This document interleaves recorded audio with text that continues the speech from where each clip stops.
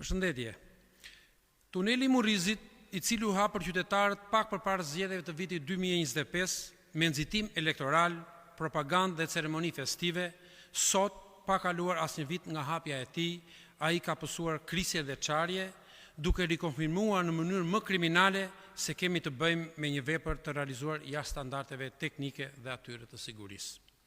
Kjo që ka ndodhur nuk ishte e paparashikueshme, pasi këmbanat e alarmit kanë rënë shumë herët, si gjatë ndërtimit tunelit dhe pas hapjes së tij, ku inxhinierët e Departamentit të Infrastrukturës të Partisë Demokratike kanë deklaruar se kjo rrugë dhe ky tunel në veçanti ishte jashtë standardit dhe përbente rrezik serioz për jetën e qytetarëve.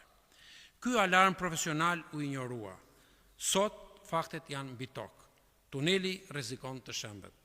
Deputetët e Partisë Demokratike i janë drejtuar zyrtarisht autoritetit rrugor shqiptar për informacion mbi rrugën e Arbrit dhe përgjigja zyrtare ka qenë: tuneli Murrizit, pjesë e segmentit nr. 3 të territorit të rrugës së Arbrit, është segmenti që nuk është dorëzuar ende pranë ARSH-s për ndjekjen e procedurave të kolaudimit.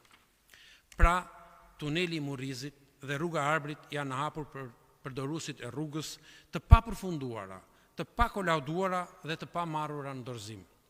Ndërtimi i rrugës së Arbrit ka nisur në vitin 2005 dhe deri në vitin 2013 ka qenë të përfunduara plotësisht 25 kilometra të saj, ndërsa 15 kilometra të tjera të përfunduara në masën 80%.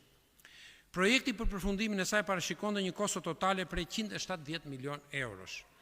Pas vitit 2013, punimet u ndërpren pasi ndërtimi i rrugës duhet të jepej me PPP, ku përfituesi PPP-s kishte detyrimin që të hartonte projektin përfundimtar, të realizonte punimet e përmirësimit, ndërtimit, operimit dhe mirëmbajtjes sipas projektit të zbatimit, të siguronte financim për zbatimin e projektit.